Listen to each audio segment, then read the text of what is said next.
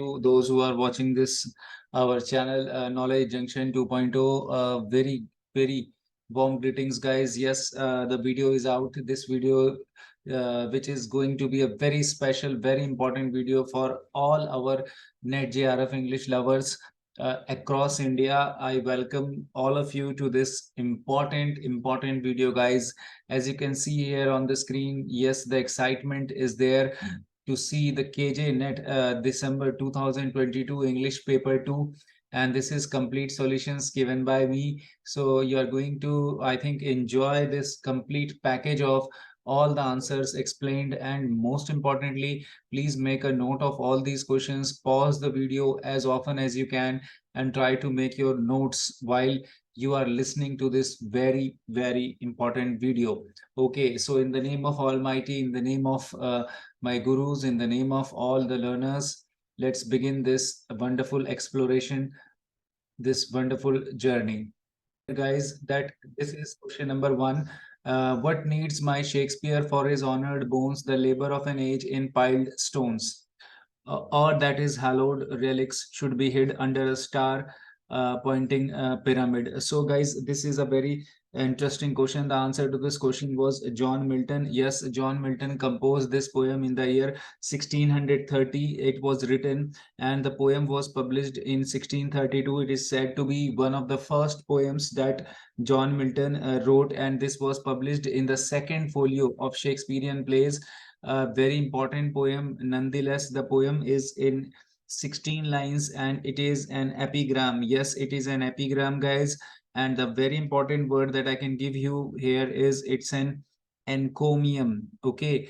And which basically means a prose written in praise, or should I say a kind of poem written as a tribute or praise poem. So we call it as panegyrics also, and it's also known as eology. Okay, so these are some of the terms for praise poems. So Milton was all praise for the legendary Shakespeare in this very important poem.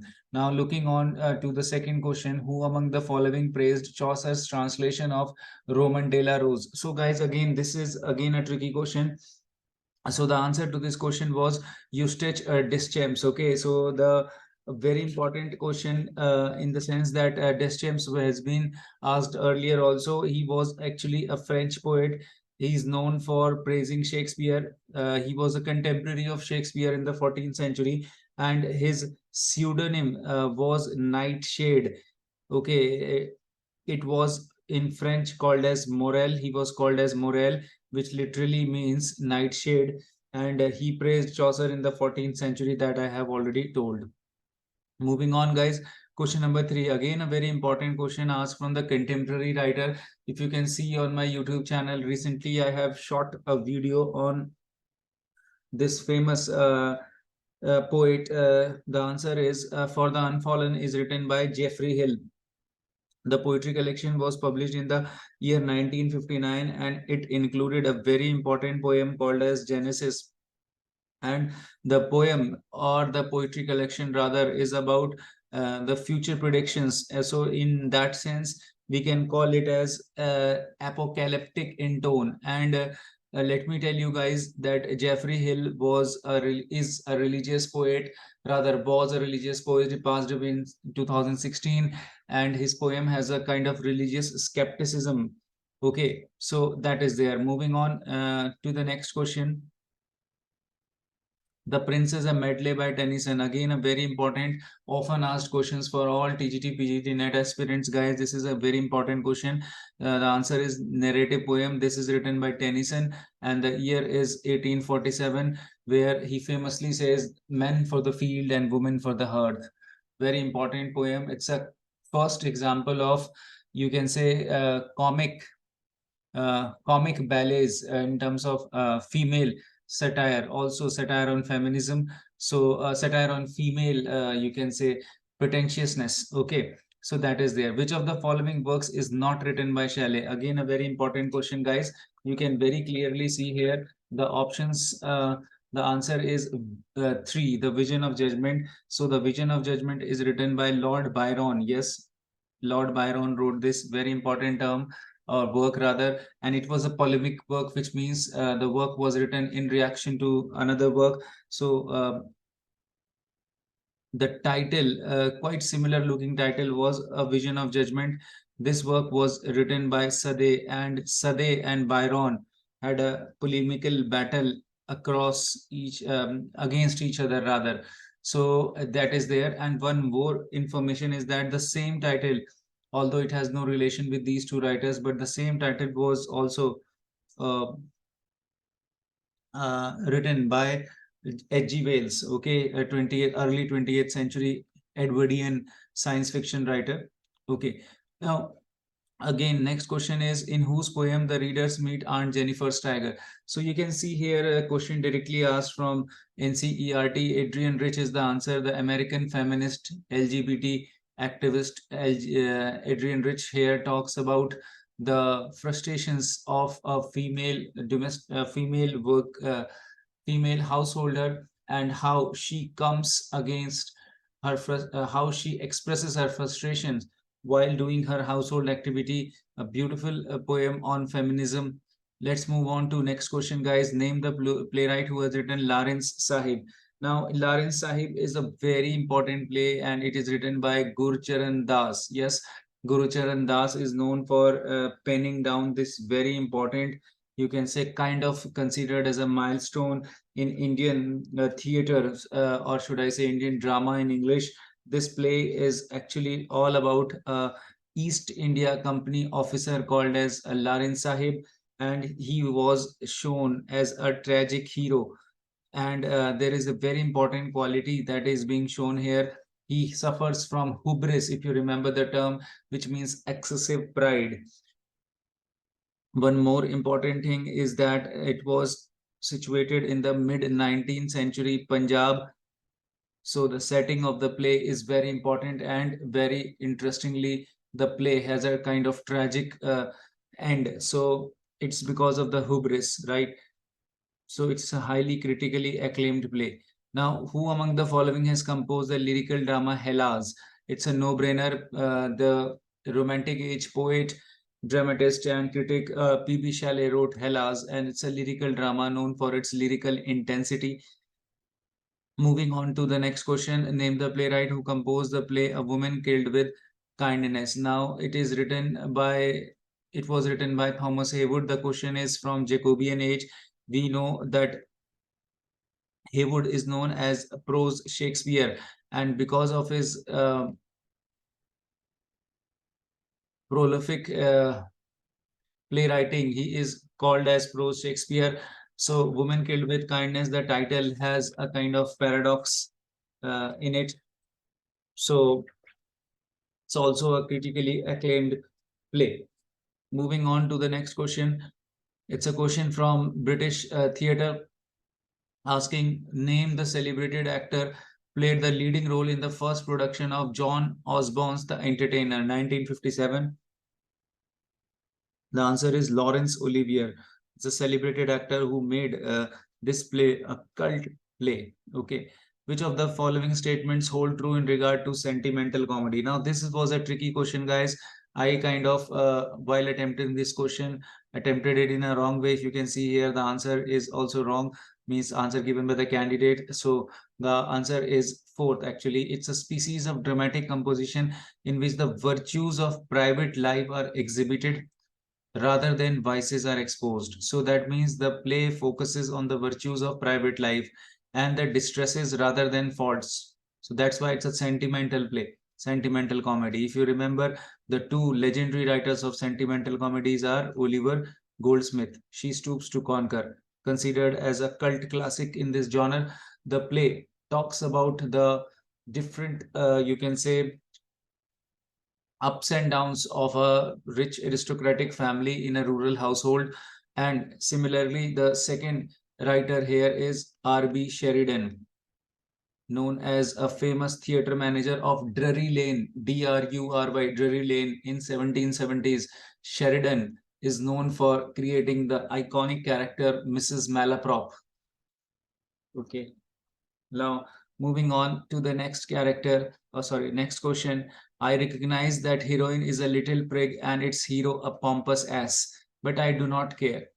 About which novel of Jane Austen this statement was made by Somerset Maugham. Now, guys, who is Somerset Maugham? Is a very important early 20th century popular short story writer known for his work of human bondage. Somerset Maugham is so famous. His stories are so famous that there is a award given now in the short stories categories by his name, and he actually composed a very famous, often anthologized short story, The Luncheon. If you remember the UPTGT or PGT aspirants, The Luncheon, Luncheon. It was there included in that syllabus. So the answer, first of all, is Mansfield Park. So about Mansfield Park talks about the this quotation. Moving on to third question 13, R.L. Stevenson's Treasure Island. In which year was it published? So the answer goes as 1883. Now, Treasure Island is known as one of the cult classic of adventure fiction.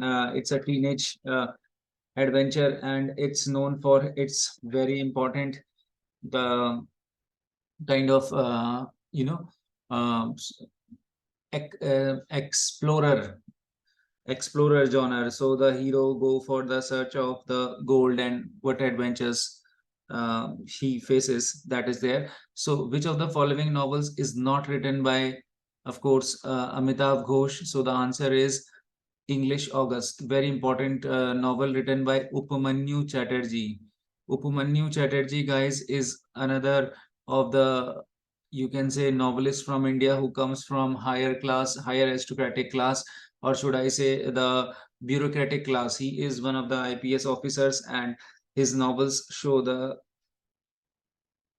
poetic, rich poetic kind of prose for which he is known. Okay, moving on to question number 15.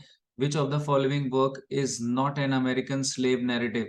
Now, the answer to this question is Songs of Enchantment. Okay, so that is not a work, not an American slave narrative. Okay, the rest of the works are written by, uh, or should rather, are the examples of slave narratives.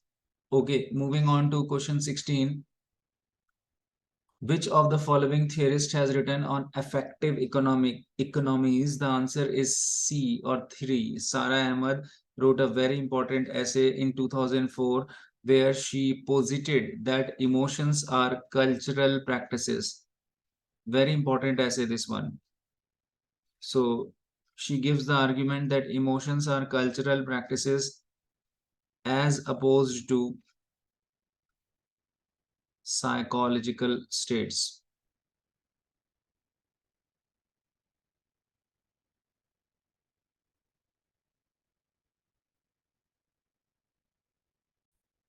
Moving on, we have got question number 17 here, which is which of the following is not a Yale critic? Now, guys, those who are giving this net English paper, JRF, please pay attention that question 17 is one of the most often repeated question exclusively for JRF English students, I am telling, because Yale critic is one of the hotly asked questions. They have been asking questions like anything from this topic. Please prepare in detail this topic. These are basically Yale critics who are from America. These were the followers of Derrida, yes. And we know that Derrida, although was French, he delivered his famous lecture in Hopkins University, which initially led to the formation of deconstruction. And these followers, kind of further propagated the views of Derrida. Now, the answer to this question is, first of all, let's look at the answer. The answer is Roland Barthes. Yes, he is not a Yale critic. So that effectively means that Hartman, Paul Deman, and J. Hillis Miller, these are three famous Yale critics. And the movement was quite popular in 1970s and 80s, where one book which was brought together by all these members was Deconstruction and Criticism, which appeared in the year 1979. So late 1970s and early 1980s, this movement was quite popular in America.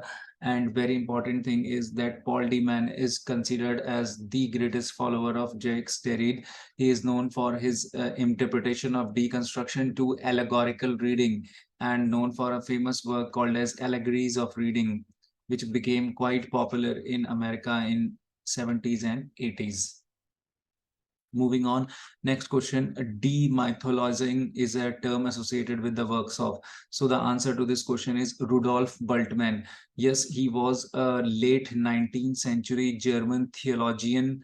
Okay, and he was actually a thinker, religious philosopher.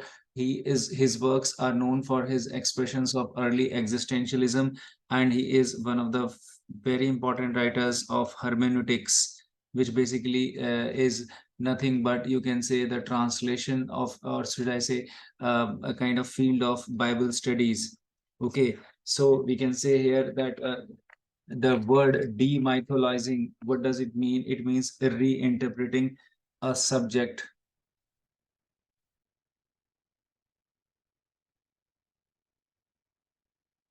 so that it is free from mythical elements.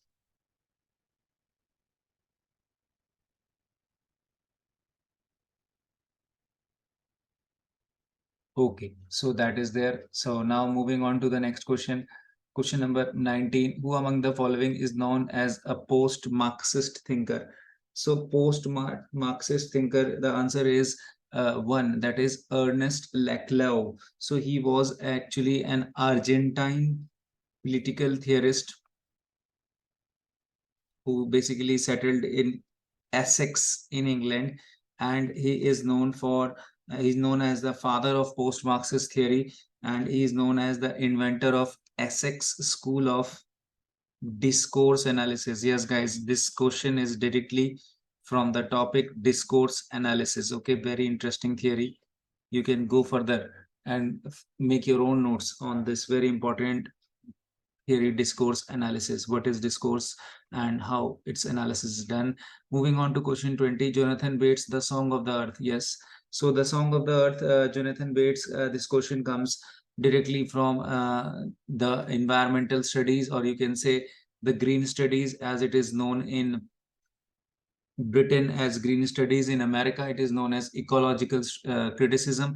So Jonathan Bates' work explores the literature and its representation of nature and ecology in the 19th and 20th century. So it takes a historical account of how the literature is presented, and so that is there. Moving on to the next question. Who among the following is not a member of Frankfurt School? Now, Frankfurt School was founded in Germany in 1929. It's kind of a post-Marxist school of thought where we see the post-Marxist Hegelian and you can say uh, post-colonial elements also are sometimes intermixed. And the question's answer is that which of the following is not a member? So Althusser, of course, came quite later, and he was actually a French structuralist Marxist who's known for his work Interpellation. So he does not belong to Frankfurt School. And rest of the three, like Horkheimer, Adorno, and Herbert Marcuse, belong to Frankfurt School of Thought. Now, which of the following methods is the oldest for teaching English language? Now, guys, there is a very important question. The grammar translation method, also known as GT method, also known as textbook method. This method is all about following the rules and going by the textbook. Uh, First of all, understanding the rules of grammar, and then using translation. And the very interesting thing is that here we go from L2 to L1. Keep this thing in mind. We don't translate from L1 to L2, where L1 is our native language, L2 is target language. So L2 to L1, this is the way we go here. And moving on to question number 23. In the area of research known as SLA, second language acquisition, the classroom is considered as an it's a very important question, guys, and very interesting answer to this is fourth, that is an experimental laboratory. Here I would like to correct myself. In my offline class I explained this answer is as third option, but I stand corrected, and according to the answer key and according to the facts that I explored later, I think the answer is option number four. That is, and acquisition is anything that you learn unconsciously. So, in that way, the classroom is actually an experimental laboratory where you learn many things about acquisition. And this is the difference between acquisition and learning. Learning is conscious, formal, acquisition is informal and unconscious. Now, moving on to question 24, it's a very different take and a very interesting question. The corpus linguistics, they have asked this question from corpus linguistic, and it is basically a question from language and the language in present use. So the corpus linguistics means writing of observation based grammar, that is how we observe the day-to-day situation, and then based on the changes that grammar takes. So it's all about that. Now question 25, which of the following is one of the don'ts of writing a dissertation or thesis? So it's a very tricky question. Through language, look how they are playing in net. If you know, or if your mind works properly, if you can just hold and think and reflect, then you can get the answer. So the answer to this question was actually fourth, that is, a researcher should not bother about the use of proper scholarly conventions from the beginning. So that should not be done. So that means a writer should consider the use of proper scholarly conventions right from the beginning. So that is one of the research ethics. He should consider for the proper scholarly conventions from the very beginning. Got it? So what does that also means is that the three things that one researcher must do is compiling a bibliography as soon as the work is started. That is an essential thing. Avoiding jargon wherever possible, true. And it should be kept in mind that thesis should take the form of an argument in which the writer must attempt to convince the reader of his or her case. So that means thesis should be an argumentative kind of approach where the writer is trying to convince the reader about his case that he is building up. Okay, very interesting question. So question 26, in which year Indian Education Commission 6th Commission under the chairmanship of Dr. D.S. Kothari submit its report? So the answer to this question is the year 1966. A simple one-liner factual question. Moving on to question 27, again a very important but at the same time factual question. Who was the chairman of University Education Commission of 1948? Okay, so the answer to this question is S. Radhakrishnan, a very famous man in terms of Indian education. Question 28, which of the following is the first newspaper of India? Again, a question directly asked from our development of English in India. So the answer is Hickey's Bengal Gazette is considered as the first newspaper of India, where Hickey was the editor of this newspaper. It's also known as simply Bengal Gazette. Okay. Moving on, question 29. The great object of British government ought to be the promotion of European literature and science among the natives of India. All funds appropriated for the purpose of education would be best employed on English education alone. Who made this comment? So it's a kind of, you can very well say from the outside that it's a colonial comment. And of course, it was said by Lord William Bentinck, one of the first, or should rather the first Governor General of British India. William Bentinck has a kind of colonial orientation, and in this, he is forthright in his views on how English education should be in India. It was he was just at the time when you can say Macaulay was to deliver his infamous rather minutes on education in the year I think 1835. On 2nd February 1835, Macaulay delivered his famous minutes on education, which is considered as a very important, you can say, colonial statement on how Britishers approached Indian language and Indian culture. So moving on to question number 30, Todd Kachru. Todd Kachru in the three circles of English observes the language as separated into three groups. So what were the three groups? So again, the answer to this question is third option. inner circle, outer circle, and expanding circle. Now, inner circle is where the core countries where English is used right as the first language. Outer circle is countries like India, where you can see the you can say the diagram is three concentric circles. So it goes like this. So this is inner circle, this is outer circle, and this is expanding circle. So Indian English comes here, the second circle. And expanding English is like countries like China and the countries where English was not so known earlier, but still it is at the stage of expansion. Now, which of the following is false about VS Naipaul? So the statement which is false about VS Naipaul is the second statement, and that is that he won the Booker Prize for his novel A House for Mr. Biswas. The second statement is wrong. All three statements are right. That means Nobel Prize in 2001, Trinidad Guardian, he contributed stories. Somerset Maugham Award for his Miguel Street. Okay. Moving on to question 32, which one of the following is false again? So again, I have a question which required a lot of interpretation. Questions like these you cannot study, you cannot mug up, you cannot literally parrot these questions. So you need to have a, you can say, a solid base, and you need to have the presence of mind to think about such questions. Okay.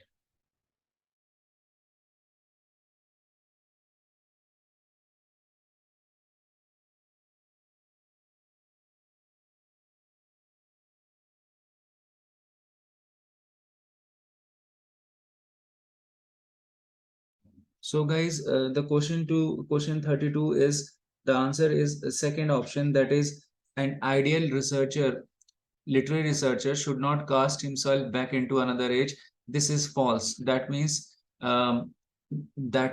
he should not, he should cast himself into another age. That's the only way he can reflect on another age. For example, if you are in the 20th century and if you want to know about the Victorian age, then you must reflect on and try to put yourself into that age. So that is actually the false statement. And just quickly go through the three true statements then. He must be an insatiable reader. Of course, his hunger for reading should always be there. He should comprehend the current attitude or the artistic assumptions. Very, very important.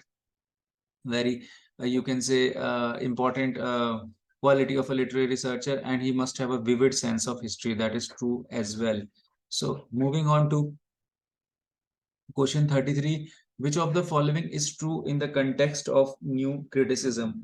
The true is the distinctive procedure for new criticism is explication. That means you can say going really into deeply into the text. So we also say that explication de texte, that's another name for new criticism.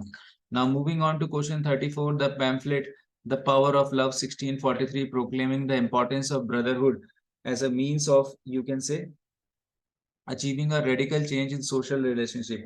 Now, guys, questions like these, after qualifying 9 times, 10 times, net JRF 3 slats, and also by the grace of Almighty getting rank all India rank 38, I would say that questions like these, they are always meant to be out of your range, because you are always going to come across a writer which you have not faced in your studies. So don't get panic, and in questions like this, try to give yourself an assumption.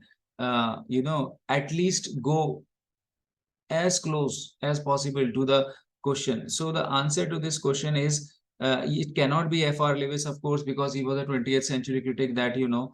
George Saint-Exupéry, if you remember, he was also a critic of early 20th century, so he also goes out of the window. Now, out of second and four, it's up to you that which option you choose or chose.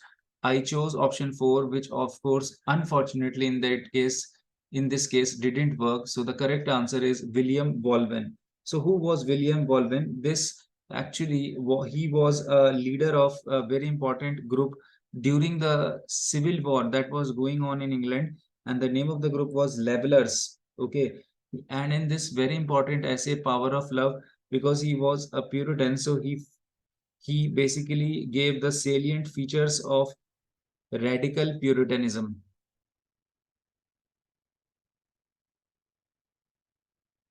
Okay, and the this pamphlet was published a year after English Civil War?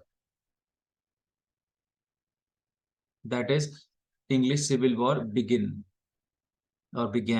So what was the year? 1642. And 1 year after that, 1643, the pamphlet was published. Okay. So moving on to the next question, question 35. Francis Bacon's The Advancement of Learning attempted to draw a distinction between two kinds of truth. Now, what are the two kinds of truths?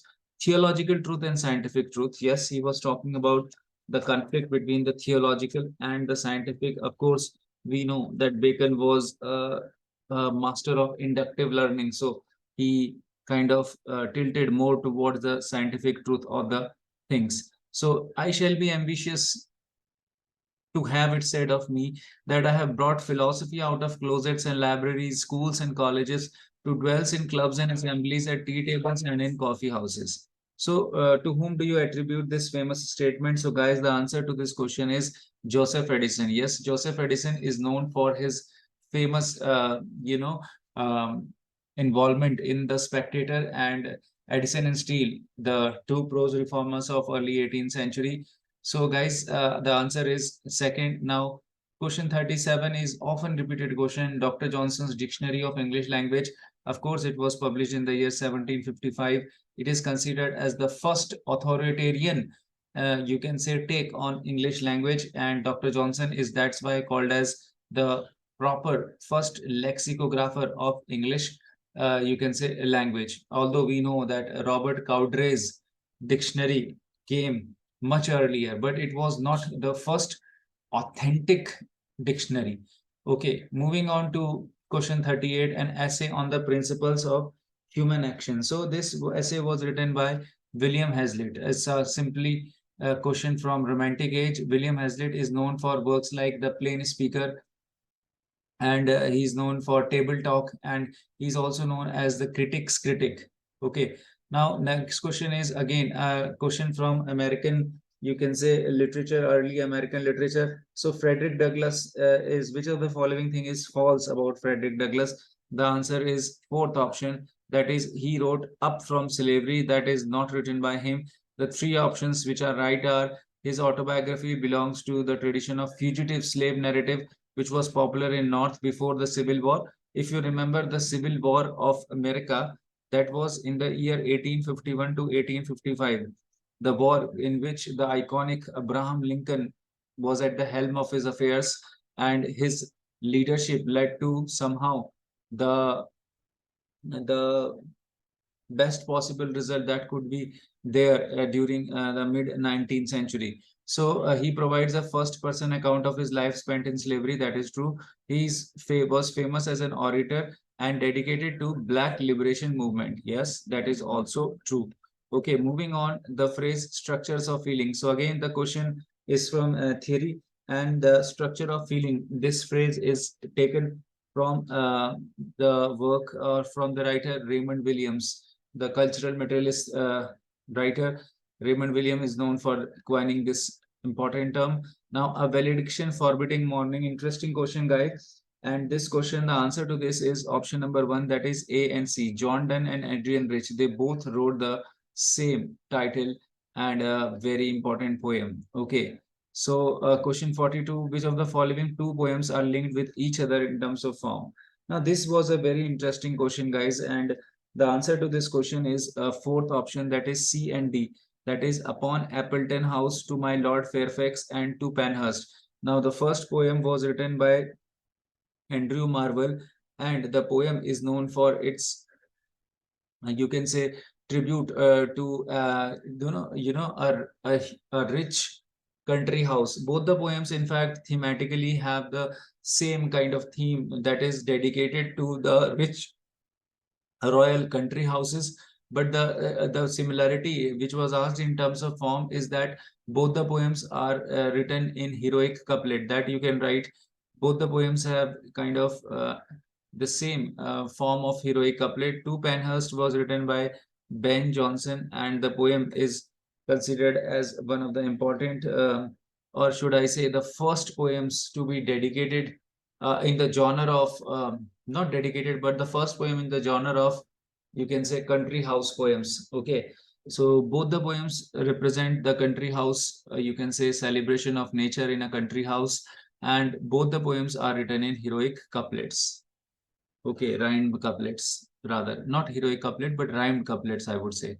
Okay, so moving on to the next question is, which of the following poems are written by Alexander Pope? Now, this question is again an important question, because if you have studied Alexander Pope, you know that Pope is a writer which is always asked. So the answer to this question is third option, that is A and B. The Dunciad, of course, a very famous mock epic poem based on the model of Macflecknoe, and moral essays were also written by Alexander Pope. Okay, moving on. Identify the plays originally written by Vijay Tendulkar. So the answer to this question is three, that is A, C, and D. The Cyclist and His Fifth Woman. This is a play originally written in English by him. The Vultures and Encounters in Ambagland. If you remember the Marathi title Gidde, which basically means Gidh, which basically means vulture, and the Sakharam Binder, of course, a very famous play of, you can say, Tendulkar, in which Sakharam Binder, it's all about masculinity and how a man kind of exploits the emotions of socially weaker women, and how he exploited them. Okay. Question 45. Identify the plays written by Asif Karamboy. Now, Asif Karamboy is also one of the very active dramatists in, especially in LGBT domain in India. And the answer to this question is B, C, and D. That is option number two. That is The Captives, and An Experiment with Truth, and Angkor. Now, if you remember this work, An Experiment with Truth, it's quite similar to My Experiment with Truth with by Gandhi. Okay, so that is there. Okay, moving on to next question. Which of the following plays are written by Robert Greene? So Robert Greene, if you remember, is known as one of the university wits. He is also known as the writer who kind of criticized, condemned Shakespeare by infamously calling him as upstart crow.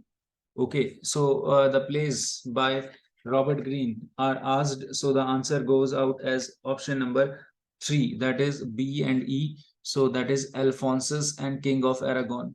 These are two plays written by Robert Greene. Moving on to next question, 47. Which of the two plays are written by W.B. Yeats? So guys, the two plays which were written by W.B. Yeats were, of course, the answer is second option, that is A and D. So the Land of Heart's Desire and the Countless Kathleen, of course, one of the more famous plays out of the two. Now, the Land of Heart's Desire was an early play written by Yeats in the year 1894. Okay. Moving on to the next question. Which among the following are true in context of Chinua Achebe? Now, Chinua Achebe, guys, we know is known for his South African as a father of um, South African, sorry, not South African, father of African novels in English. So the answer to this question is three options, that is A, B, and C. So he wrote Arrow of God and Things Fall Apart. His novelist as teacher is a seminal essay in the context of African literature. The name of the tribe he depicted in Things Fall Apart is Igbo. Yes, guys, Igbo is a very important community or tribe which he depicted. Things Fall Apart is considered as a cult classic in African literature in English. The novel was published in 1958 and is considered as a kind of spiritual adventure of the protagonist, and it's a tragic novel leading to the ultimate doom of the tragic hero. Moving on to the next question, 49, an apology. Identify the correct ones from the following. So the answer is A, B, and C. That is Philip, Apology for Poetry was written by Sidney. He wrote an as a counterblast to Stephen Gossone's The School of Abuse. He wrote The School of Abuse in a eupheistic style. Stephen Gossone, that is. If you know, eupheistic style means highly decorative prose. The term is taken from John Lilly's Euphus. Now, guys, question number 50 is a controversial question. I would say that in this question, the years are marked as wrong, and there is a certain problem in the options that are given. Okay, the question is asked that which of the following books have not been written by Carlyle? So if you remember, Of Human Bondage is not written by Carlyle, and Hudibras also is not written. So the answer is, you can say C and E, which is not given in the question. So you can claim for this question. Still, the date is 25th of March, that is today, and by 11:50 p.m. you can claim this. Okay. Moving on to question number 51. Which of the following works have not been authored by J.S. Mill? So, guys, the question to this answer to this question is C and D, that is third option.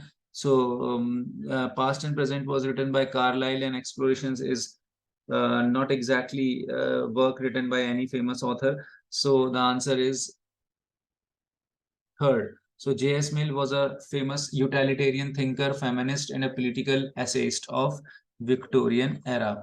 Moving on to question number 52. The question is, which among the following are true in context of literary research? The answer is three. That is A, B, and D is true. Devoted to enlightenment of criticism, seeks to illuminate the work of art as it really is, and it tries to see the real writer as he or she really is or was. Which among the following are false in the context of autographical research? Actually, it should have been autobiographical research. That is what I can say here. The question's answer is second option, that is B, C, and D. So these are usually idolized. This is false. These are colored by compelling motives of self-justification. That is also false. These are embroidered through the sheer exuberance of artistic imagination. That is also false. What is true then? That they should be accepted on face value. Okay. So that is a very good question, this one. 54. Which of the following are the key attributes and skills required in context of tools and techniques for literary research? So moving to this question is, the answer is three, that is A, C, and D. Overview of the main online and printed sources. Okay, getting to know a range of available online resources and being able to evaluate these sources comparatively, and of course using online and printed sources to identify and locate material archives. So these are the three important attributes and skills. So what are not the skills, I would say? So the not the skills are B. So B is, it just read quickly, not participating in any online information networks. That is also not a skill. And also peer management technique. So you don't need to have a peer management technique for a literary research. Okay. So that is also sorted out. Moving on to question number 55. Which of the followings are written by Bakhtin? Now, Bakhtin, if you remember, is one of the Russian formalists who, unlike other thinkers from Russian formalism, who left Russia during the political turmoil of 1910s and 1920s. We know Russian Revolution came in 1917, if I am not wrong. So, in that context, if you put Mikhail Bakhtin, is a great scholar, and he remained in Russia and kept publishing his works despite all the uh, strong oppositions that he was facing. So the question's answer is Freudianism and Rabelais and his world. That is B and D. So that is option number two. So these are the two important works that he has written. Rabelais, if you know, a great French modern, a precursor of French modern writers, known for his humorous work.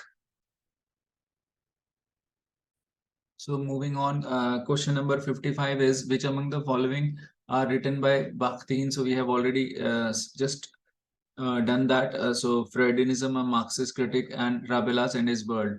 Also remember, guys, that Bakhtin is known for his works on Dostoevsky. Okay, and Bakhtin is a very important thinker in terms of Russian formalism. We know his contributions are extremely crucial when he talks about the terms like carnivalesque.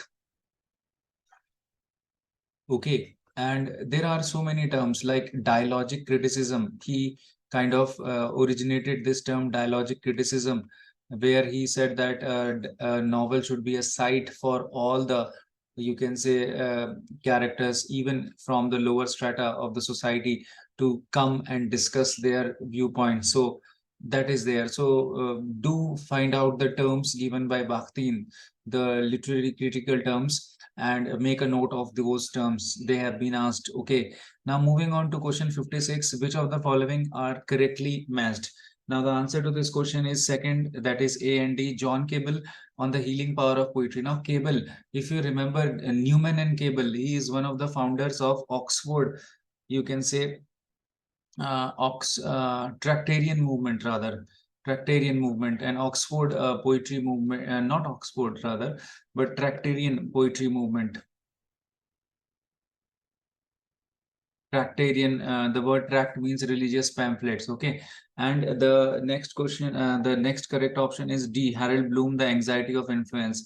Now, Harold Bloom, if you remember, was one of the Yale critics, and Harold Bloom is also known as the writer of the misreadings.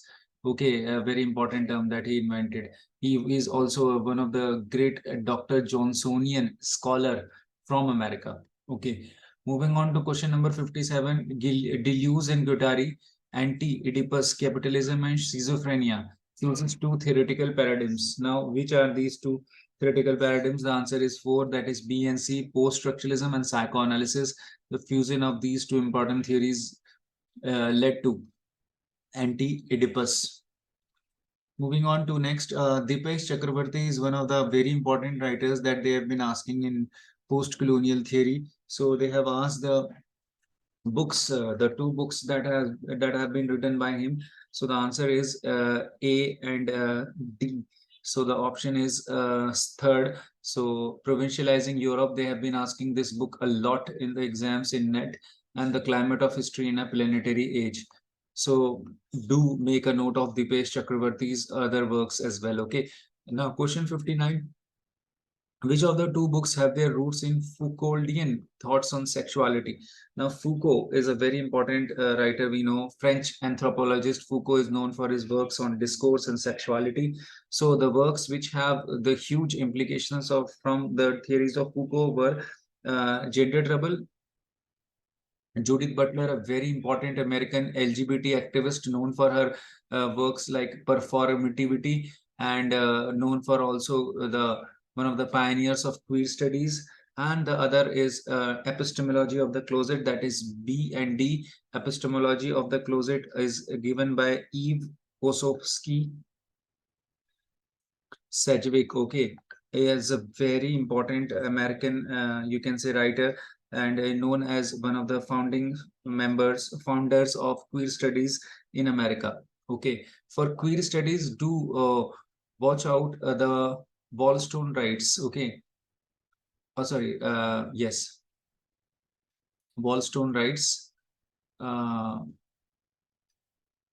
I'm sorry. Not able to recall.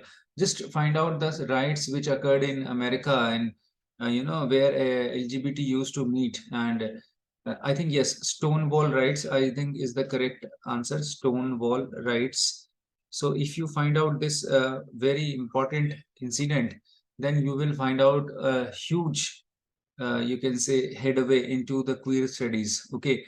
Now moving on to the next question is question number 60. Which of the following works are written by George Peele? So George Peele, we know again, the question is from University Wits. The answer is 2A, C, and E. That is the famous Chronicles of King Edward the First, The Arraignment of Paris, and The Old Wives' Tale. So these three works are written by George Peele, and The Old Wives' Tale is actually the same title was used by Arnold Bennett, a late Victorian novelist. Okay, and same title was used by him as a novel, and here it is a play by George Peele.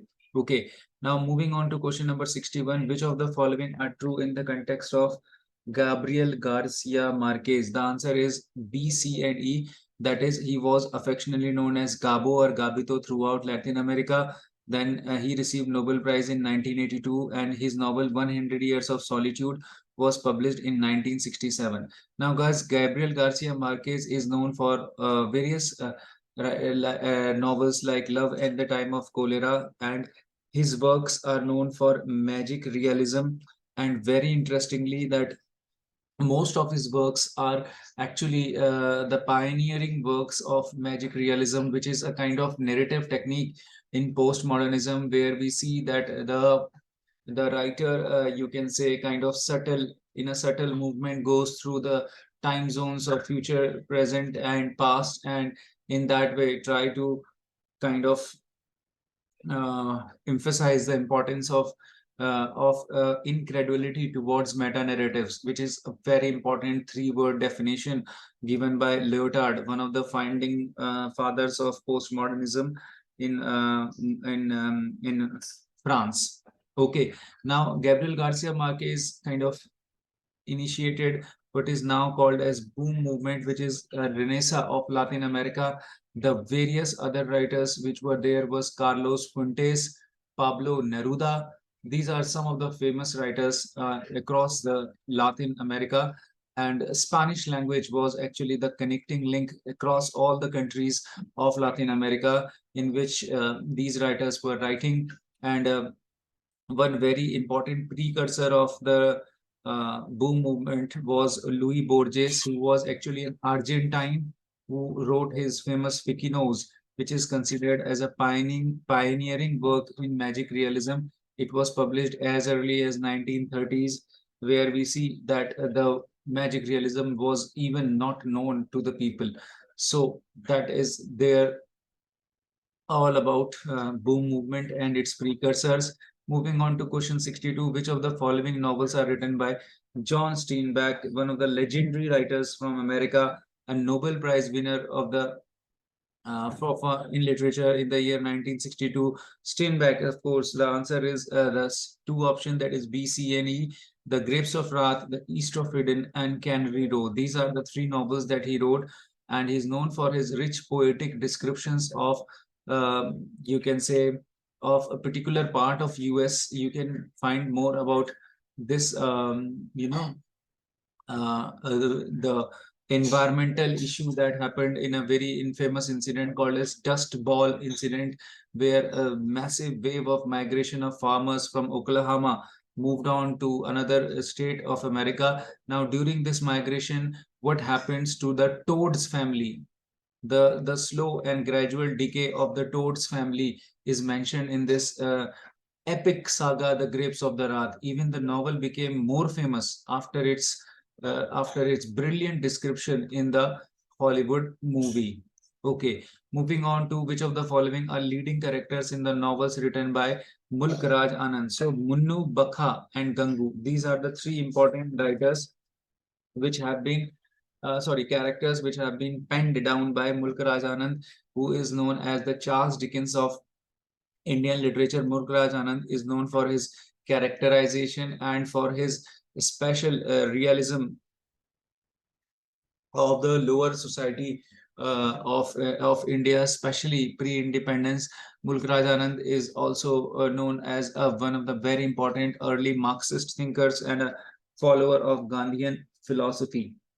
Okay, so moving on to question number 64. Now, question 64 is identify the correct pairs. So the answer to this question is option number one, that is A, B, and C. Ian McEwan, of course, wrote a cult classic Amsterdam, which is a grim story about the the city, and also a moving account of how the, you can say, the people, and most importantly, you can say, the morality of the people suffered in the modern era. So, and then Italo Calvino, If on a Winter's Night, a Traveler, is actually an early precursor of Italian postmodern playwright. If on a Winter's Night, a Traveler is a very important, you can say, experimental theater. And the third is Amitav Ghosh, of course, The Circle of Reason. Now here, the novel Everest Written was written by Alan Seeley, who is actually uh, an Anglo-Indian born in Allahabad and settled in Uttarakhand in Dehradun. Alan Seeley is known for his very important writer historical novel Trotter Nama, okay, which bagged numerous awards. And The Testaments, of course, we know, is a much critically acclaimed novel. It's a 2019 Booker Prize winner, guys. This novel is actually written by the great Canadian novelist Margaret Atwood, who won this novel at the who won this novel when she was 80 years old, becoming the oldest person to receive the Booker Prize. Margaret Atwood is known for writing some of the famous works in Canadian literature like The Handmaid's Tale, The Surfacing, etc. Now moving on to question number 65. What are the correct pairs we have to identify? Again, the answer is A, B, and C. Aristotle wrote rhetoric. Quintilian, who is a Roman, you can say, philosopher and critic, wrote Oratical Institutions, and Brooks and Warren wrote Understanding Fiction, which is considered as a textbook of new criticism. They also wrote Understanding Poetry. Now, the verbal icon, the work Verbal Icon was written by Wimsatt. If you remember Wimsatt and Beardsley, known for effective and intentional fallacy, the same fellow, and the Great Tradition was written by F.R. Lewis. The Great Tradition, F.R. Lewis is actually a liberal humanist and also a Cambridge scholar. So he wrote this very important work in the year 1948, in which he talked about, I think, the 6 great novelists. Now, just a quick take on the Verbal Icon. It was a collection of 16 essays, and it is considered as one of the central works of new criticism. The work was published in the year 1954. Okay, moving on, question number 66. Question 66, guys, a very important question, I think, especially for our LT lecturer grade students, the TGT, PGT students. Guys, the answer, first of all, the answer is option number 3. That is, Rabindranath Tagore wrote The Child. Okay, and Muhammad Iqbal, also famously or fondly remembered as Allama Iqbal, one of the legendary shaires from the undivided British India, later on, of course, moved on to Pakistan, wrote The Secrets of Self. The Secrets of Self is actually written in Persian as Asrar-e-Khudi. Very important title, guys. It was written in the year 1915 and is considered immediately as a very popular and very important work of Allama Iqbal Sahab. And the third option is Nissim Ezekiel, that is Unfinished Man. Of course, Nissim Ezekiel is considered as the father of modern poetry in English. A Jewish settled in Bombay, Nissim Ezekiel is known for highlighting the sentimental ironies of, you can say, of a minority, and is also known for poems like The Night of the Scorpion. Now, Imtiaz Dharkar, again, kind of cosmopolitan literary figure of a giant, rather, of present times. Imtiaz Dharkar was actually born in Pakistan, married to a Marathi Indian, and of course now settled in Britain. She is also known as one of the radical, you can say, poet of our times. She politely refused poet laureateship. Yes, after Carol Ann Duffy, she was offered this prestigious, you can say, honor, but she refused it, and she is known for poems like Parda and other poems. If you remember, Parda, same title was also used by Sylvia Plath, a legendary American confessional poetess. Now, before I move to, you can say, question 67, just a quick take on question 66. Important thing about the child poem about Rabindranath Tagore is that it's the only poem that he originally wrote in English. Very important point, guys. And if you know that this poem is actually most of the most of the poems of Rabindranath Tagore were actually written in Bangla, and he translated them in English. It's a poem. This poem was the only poem that he originally wrote in English and then translated in Bangla, titled as Shishu Tirtha. Okay, and the poem was published in the year 1930. The poem was inspired from Gandhi and Jesus Christ. Okay, now moving on to question 67. Again, a question from American and Australian origin writers. So we have to do the match the following. The answer is fourth option. Emily Dickinson, of course, we is known for a recluse poetess, a death poetess of 19th century American poetry. Because I could not stop for that, Keith Walker. Now, guys, Keith Walker is actually known uh, for "We Are Going." It's a poem on Aboriginal Australian political activist. She is actually actual name was Udgiro Nunukal. Nunukal. Nonoucal. So, and the most important thing about him is that, or her, is that was Aboriginal Australian political activist. Okay, that is there.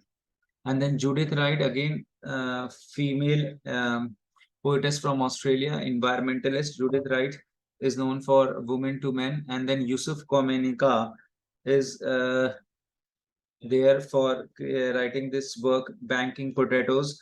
Is a colored American writer. Okay. Now moving on to question 68, a question asked from Ben Johnson's Comedy of Humors. Four types of comedies are given and their uh, bodily fluids association is given. So the answer to this question is, of course, the second option, that is uh, blood represents sanguineness, and yellow bile represents choleric, phlegm represents phlegmatic, and black bile represents melancholy.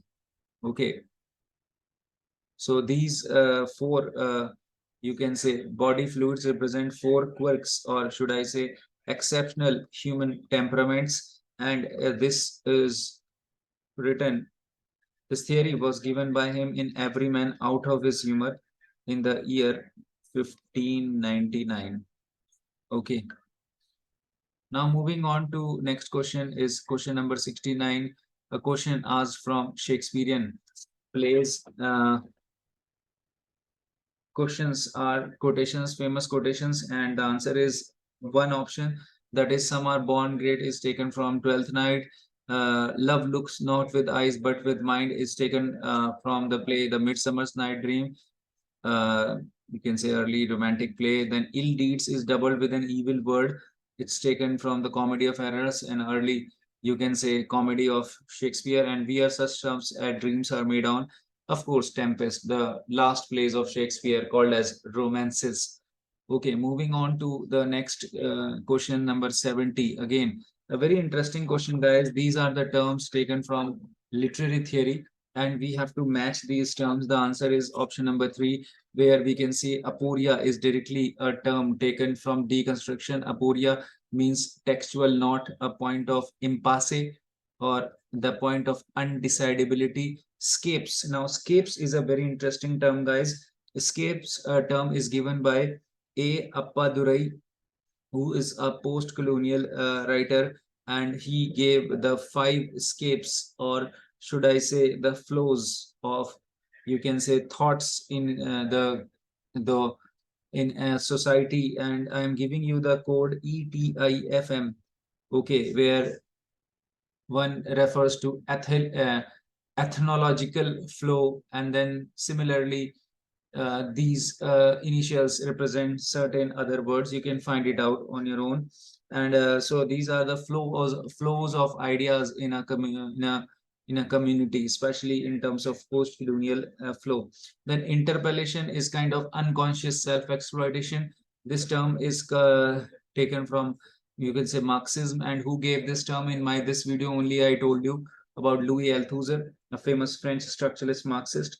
And then mirror stage is, of course, given in psychoanalysis, and that is given by Lacan as well as Julia Kristeva. Okay.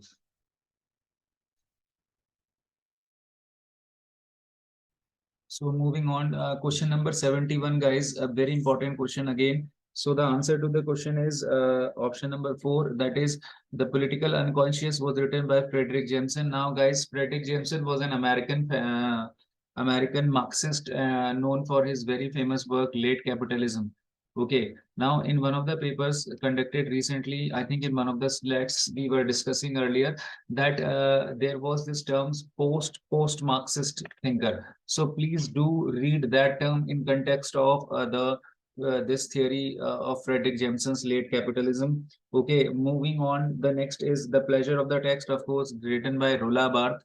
And Rula Barth is known as one of the founders of post-colonial, sorry, a kind of hinge between structuralist and post-structuralist theory, not post-colonial, let me correct. And he's known for his, I say, like death of the author, and for terms like readerly and writerly text. Now, moving on to very interesting study here is that of Monique Wittig. Okay, she is known for her essay "The Straight Mind" and other essays. Now, Monique Wittig, please guys note, is known for a very important publication of the novel called as Louis Gourelleres. Now, Louis Gourelleres was published in French in 1969. It was after 2 years published in English or translated in English. So, Les Gourelles is known as the founding movement of lesbian feminism all over the world. This important incident led to the foundation of French lesbian feminism and also lesbian feminism in general in the world. Monique Wittig is known also for writing a very important essay, which is coincidentally a famous opening line of The Second Sex by Simone de Beauvoir, where she famously says, "One is not born a woman, one becomes so." So, taking that line, Monique Wittig wrote her essay called as "One is Not Born a Woman." So, this question may be asked. So, it was an essay by Monique Wittig. And as I told you that she is one of the founders of lesbian feminism. She belongs to the second wave of feminism. And she also coined a term called as heterosexual contract. What is the term? Heterosexual contract. So you can find more about her in your notes. Do write a literal all these terms in your notes. So it's very important points. Literary Darwinism was given by Joseph Carroll, not to be confused with Lewis Carroll, who was a mathematician as well as a very famous writer of Alice in Wonderland. He was a 19th century Victorian novelist come mathematician come philosopher. And here we are talking about Joseph Carroll, who is actually a philosopher of Darwinian studies. Okay, Darwin, if you know, is known for as a scientist known for his Origin of Species, published in 1859. Moving on to question number 72 is the question from African literature. The answer is option number one. So, The Famous Road was written by Ben Okri. Then The Bride Price is written by Buchi Emecheta. Half of a Yellow Sun. Yes, a very important novel. Chimamanda Ngozi Adichie and The Lying Days by Nadine Gordimer. Okay, so the question is from African literature. Moving on to question number 73. This question is from, you can say, 19th century women writers of Indian literature in English. The answer to this question is third option. So Ratanbai wrote, you can say, sorry, Ratanbai wrote, was written by Shevanti Bai. M. Nikambe, The Hindu Wife or The Enchanted Fruit was written by Rajlakshmi Devi. Kamla, A Story of Hindu Life, was written by Kripabai Sathyanandan, who is also the first, you can say, uh, female judge of India. And Bianca, or The Young Spanish Maiden, we know it's a story in French written by the great Toru Dutt, who died very young. Okay, also known for her Savitri. Okay, moving on to question number 74. It's a question from American literature, colored writers. So the answer is directly option number one. That is Richard Wright wrote American Hunger. Toni Morrison, of course, a cult writer in American female writing, especially in, you can say, in colored literature. She is known for Beloved and Sula and The Tar Baby. All these novels are there.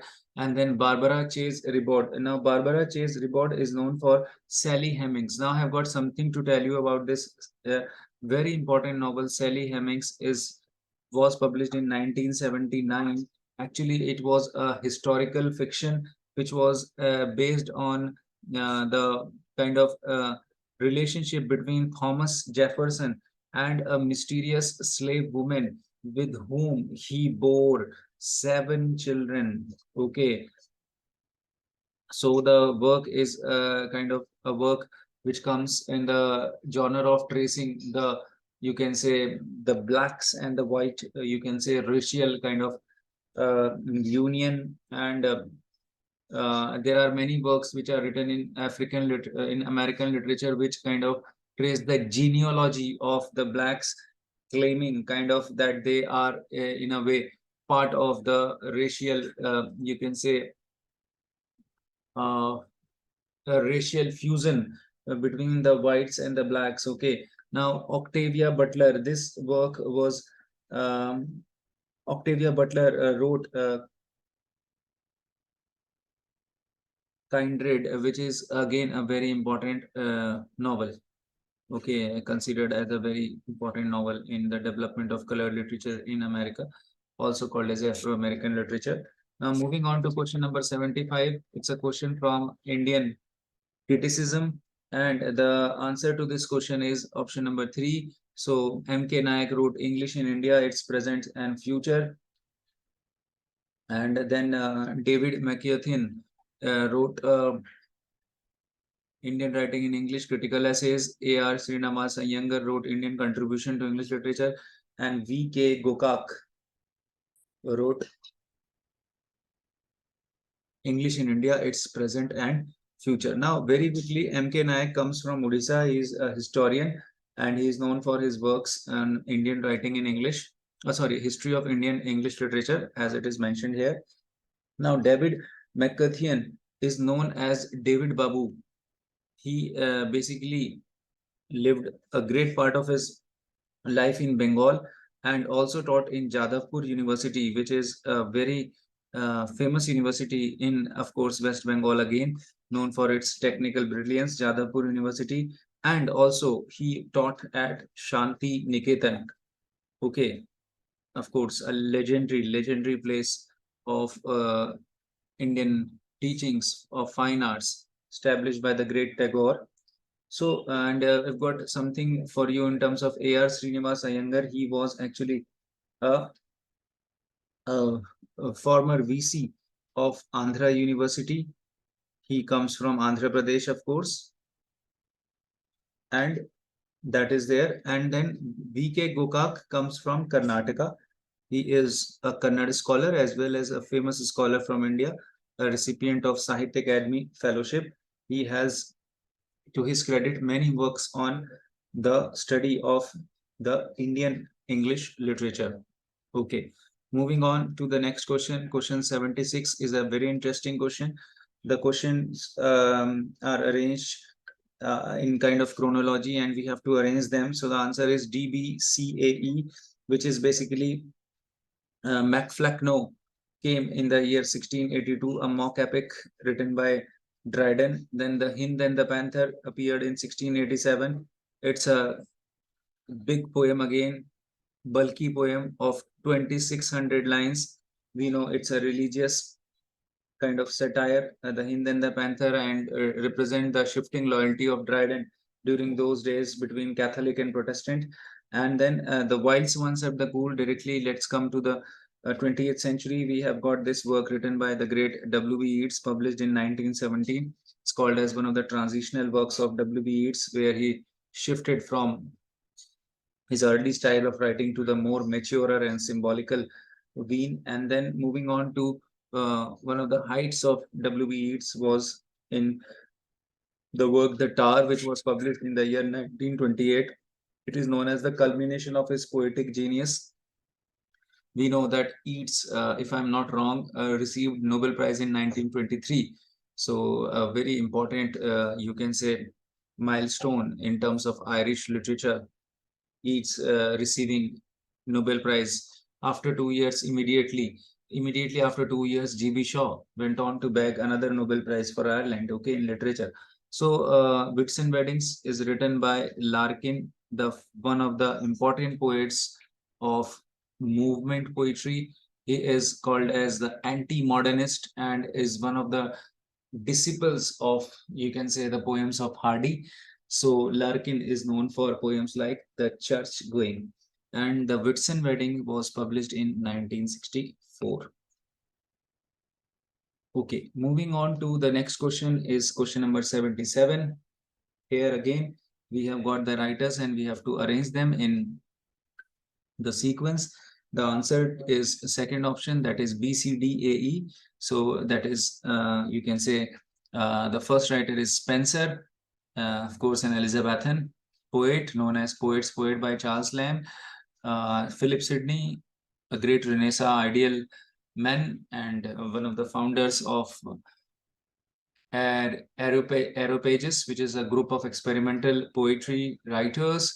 Philip Sidney is also known as writer of the first sonnet collection of English literatures, Astrophel and Stella.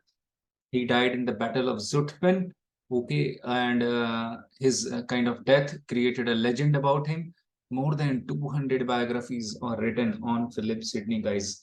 Okay, moving on. The third writer is, of course, John Donne, a metaphysical poet, Jesuit priest, and also, of course, a constant feature of whether praise or criticism by English poets. John Donne, and immediately followed by George Herbert, who is one of the Christian poets, again, group of metaphysical poetry, known for his poem Easter Wings, which comes under the concrete poems or pattern poetry. Now, the fifth option is Oliver Goldsmith, of course, the inventor of anti-sentimental comedies. And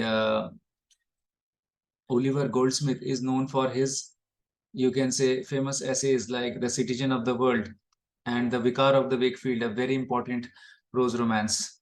Now, moving on to question number 78, find the chronological order. Again, if you can see, they have been asking this Darwin's Origin of Species a lot.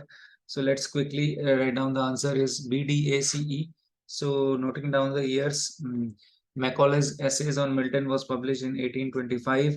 Browning's Pauline was published in 1833. It's considered as the first major work of Robert Browning. Then we have got Origin of Species by Darwin, 1859, a landmark in Victorian scientific development. Then we have got Treasure Island by R.L. Stevenson, already asked in this paper, 1883. And the last one, Arnold Bellen's Old Wives' Tale. I have already told you about this work. So the year was 1908. Now moving on to question number 79. Find the chronological orders in terms of their years of birth. So let's quickly jot down the facts. The answer is second, that is BAEDC. Okay, that which basically means Henry Fielding was the first to born out of the group. So his lifespan was 1707 to 1754. The second was Jane Austen, who was born in 1775 and died in the year 1817. And the third one in the group is, of course, William Makepeace Thackeray, a great Victorian novelist, a satirist, was born in 1811, died in 1893. Okay, and then the fourth is Richard Doddridge Blackmore. Okay, he is compared with Hardy because of his Western England background, and his date of birth is 1825 and he passed away in 1900, and he is considered as one of the last of the Victorians or last Victorians. He is known for his famous novel Lorna Doone. I'm talking about Richard Doddridge Blackmore, okay? And the last one is J.M. Barrie, of course, the Scottish Gaeliard fiction writer. J.M. Barrie was born in the year 1860 and died in the year 1937. The Scottish Gaeliard fiction, Peter Pan fame.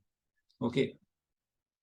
Moving on, question number 80. Find the chronological order of the writers in terms of the period they belong. Again, if you have mastered the literary ages, it's a very easy question for all of us. The answer is DCABE. So John Dryden, we know, comes from Restoration Age, okay, which is from 1660 to 1700. Then C is, sorry. Okay, first of all is, let me just correct it. First answer is, sorry, the answer is fourth option, DCABE. So Bacon comes from Elizabethan Age.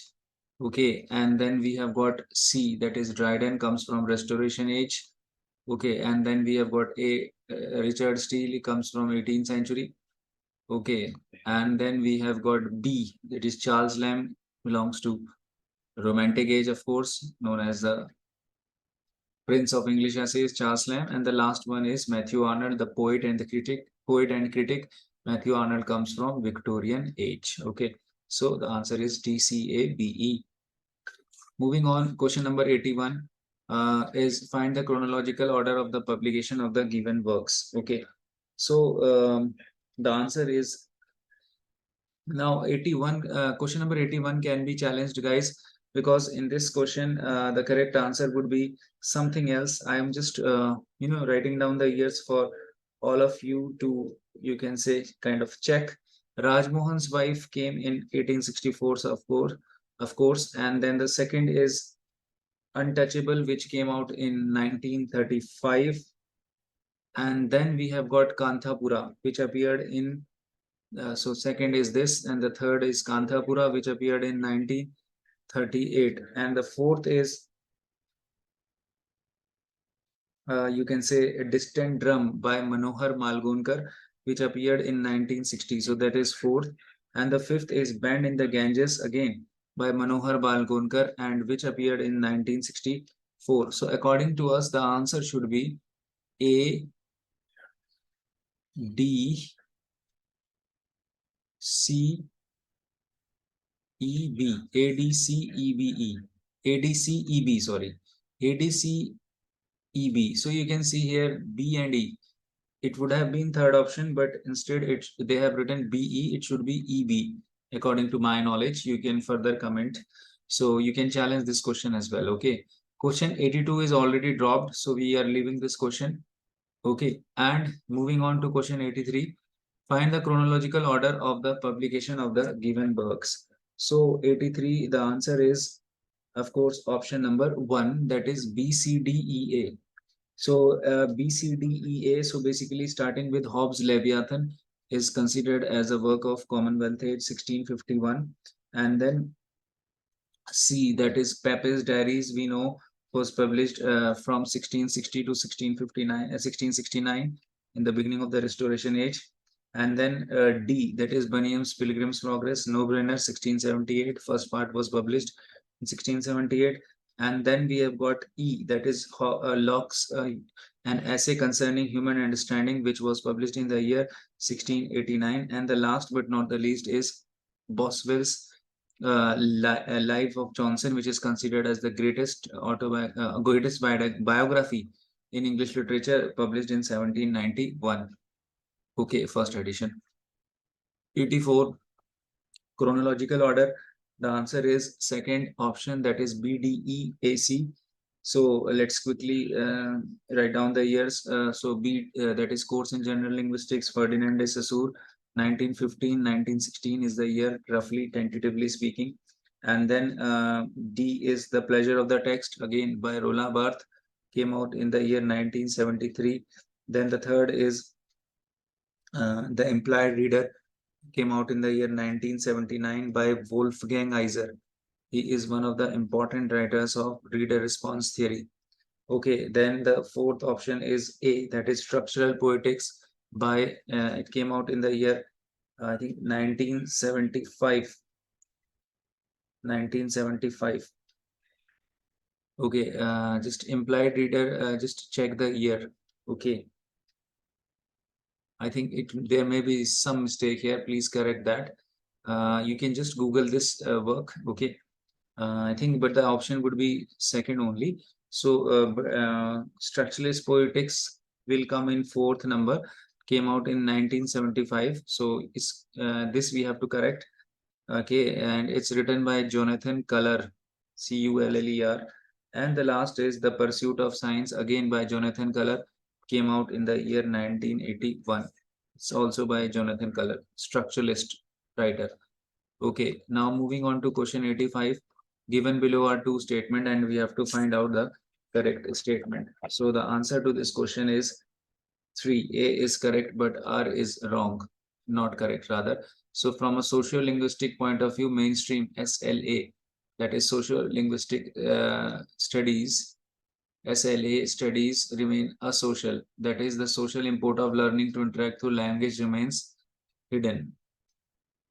Okay, so that is true. Okay, and the reason, for finding out reason, you have to just add because and then read the second statement.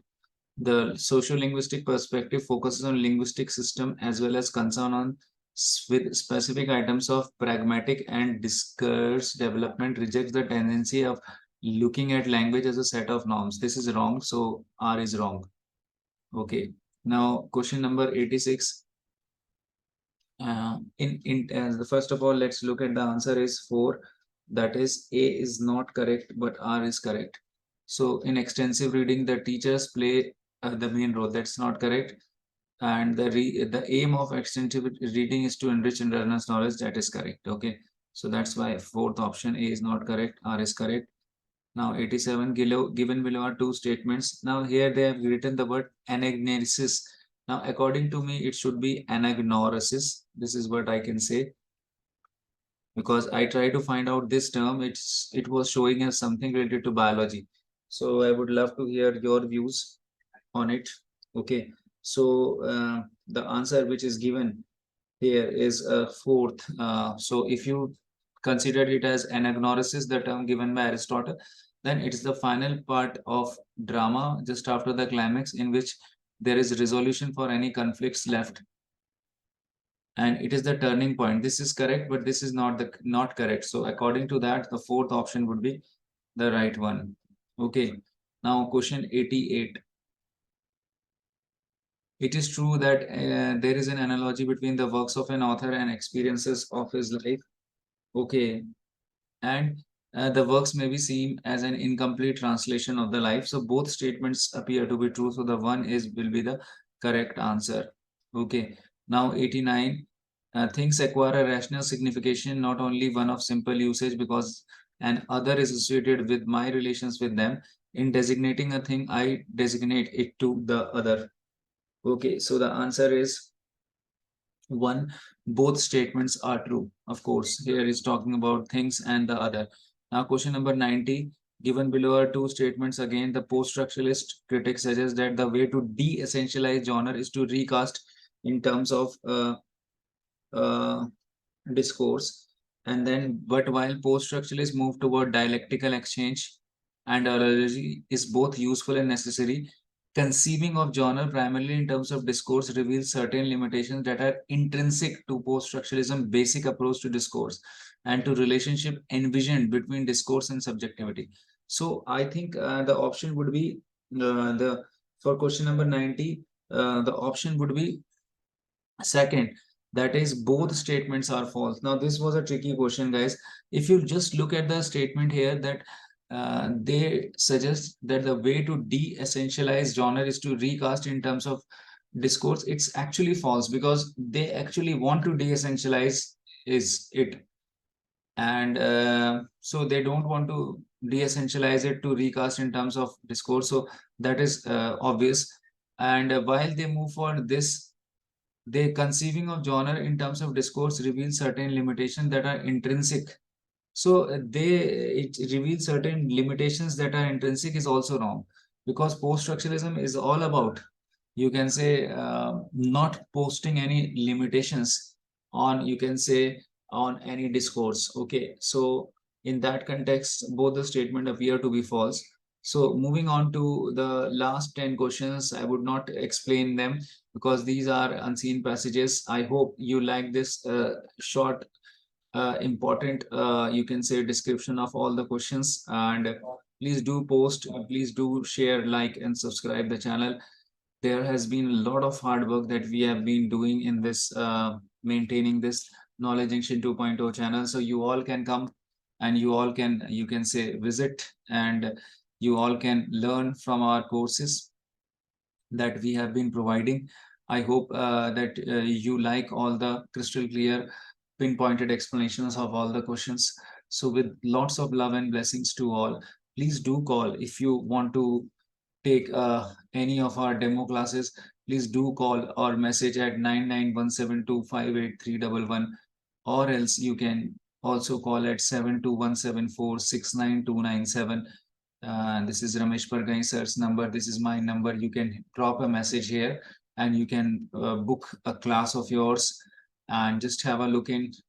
for 1 or 2 classes. If you find it meaningful, interesting, result oriented, then do go and join our courses. We are trying to provide very, you can say, cost effective courses, and at also at the same time trying to make your dream realize by clearing net or by clearing other state exams, TGT, PGT.